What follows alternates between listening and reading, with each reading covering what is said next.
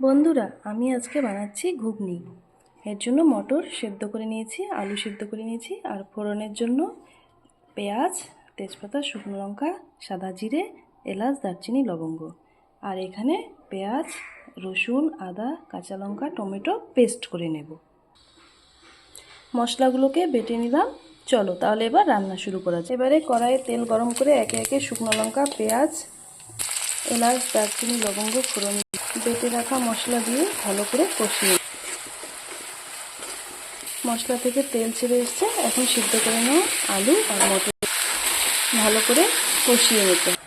আন্দাজ মতো জল দিয়ে এবারে নামিয়ে নিলে ঘুগনি।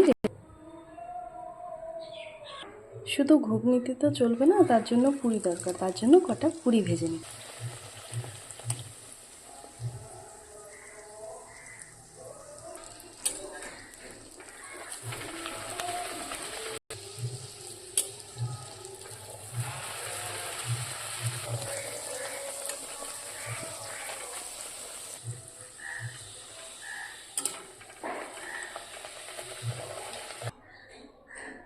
আমার ঘুগনি পুরি রেডি।